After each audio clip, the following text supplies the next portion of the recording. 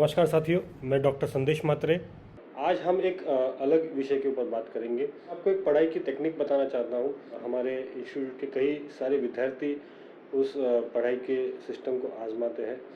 आपको तीन चीज़ें याद रखनी है और वो तीन चीज़ें बहुत ही आसान है। आपने देखा होगा कि हाल ही में एक मूवी रिलीज़ हुआ था जिसका नाम था RRR। तो आपको ये तीन आर ही याद रखने हैं, RRR। अब बोलोगे अब ये RRR का मतलब क्या है? First R stands for read, second R stands for repeat and third R stands for revision। तो आपको ये तीन चीज़ें करनी है। अगर आप ये तीन चीज़ें करोगे तो ये मेरा दावा है आपके लिए कोई भी सब्जेक्ट टफ नहीं होगा, कोई भी एग्ज़ाम क्लियर करनी आसान हो जाएगी। तो दोस्तों आज हम बात करेंगे RRR के बारे में। फर्स्ट R का मतलब है रीड, सेकेंड R का मतलब है रिपीट एंड थर्ड R का मतलब है रिवीजन। तो नॉर्मली हम ये सारी चीज़ें करते हैं। तो आज जो मैं आपको फॉर्मूला बताने वाला हूँ इससे आपको आने वाले समय में बहुत हेल्प करेगा। तो पहला जो आर है हमारा रीड। अब देखो, अगर आप स्टूडेंट हो तो आपको ये रीडिंग की हैबिट बहुत ज़रूरी है।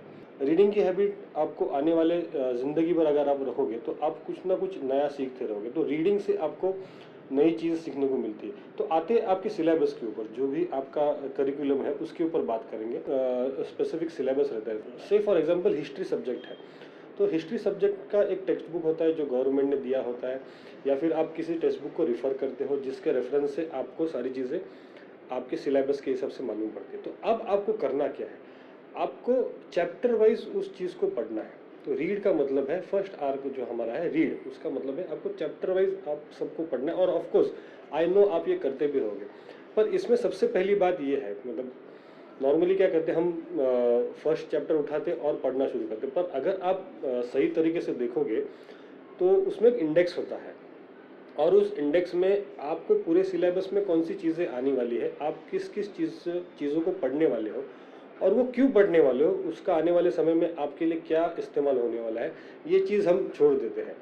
और यही सबसे इम्पोर्टेंट चीज़ है, आपको आपका इंडेक्स पता होना चाहिए कि आपको स्टेप बाय स्टेप किन चीज़ों को पढ़ना है।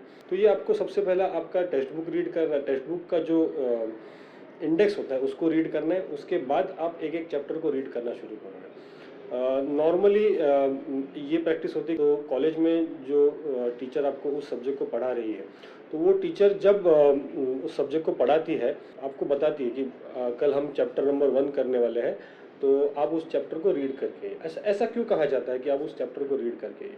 क्योंकि आप जब चैप्टर को रीड करोगे और जब नेक्स्ट डे जाके टीचर आपको उस चैप्टर को पढ़ाएगी तो उससे आपको उस चैप्टर के बारे में और इन डेप्थ नॉलेज होगा। आप फ़र्ज़ करो कि आपने उस चैप्टर को पढ़ा नहीं है, आप क्लासरूम में जाके बैठे हो और टीचर ने उस चैप्टर को पढ़ाना शुरुआत कर दिया, तो आपके सामने कोई क्लियरिटी नहीं रहेगी। रीडिंग के बारे में एक बहुत ही इंपॉर्टेंट चीज़ मैं आपको बताऊंगा रीडिंग के बारे में।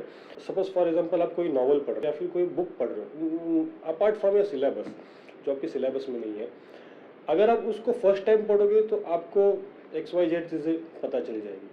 पर उसी बुक को अगर आप नेक्स्ट वापस एक बार पढ़ोगे तो आपको जो पहले XYZ पता था उसमें और कुछ चीज़ें ऐड हो जाएंगी जो आपको शायद फर्स्ट रीडिंग में नहीं पता है।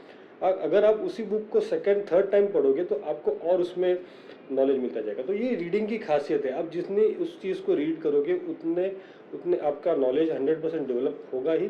उसके अलावा उस सब्जेक्ट के बारे में आपको इंपॉर्टेंट चीज़ें मालूम पड़ेगी। तो ये विद्यार्थी मित्रों हमें चूज़ करना है कि read, or first or read, ये अपने को ये करना है। अब हम बात करेंगे दूसरे आर की। ये दूसरा आर कौन सा होता है? ये दूसरा आर होता है रिपीट। देखो, आपने रीड किया तो उस चीज़ को रिपीट भी करना ज़रूरी है। कई बार कैसा होता है कि मैंने फर्स्ट चैप्टर पढ़ लिया है और अभी मेरी एग्ज़ाम हो गई तो I don't need to read it again. तो आपको रीड करना पड़ेगा, उसको रिपीट करना पड़ेगा। जो भी आप चीज़ें कर रहे हो, अगर आप राइटिंग कर रहे हो उस चीज़ का तो उसको रिपीट करना एक बार। अगर आप कंटिन्यूस उसके ऊपर नोट्स बना रहे हो तो उस चीज़ को रिपीट करना। जो भी आपकी प्रोसेस रहेगी पढ़ाई की, उस चीज़ को रिपीट करते रहना बहुत ज़रूरी है।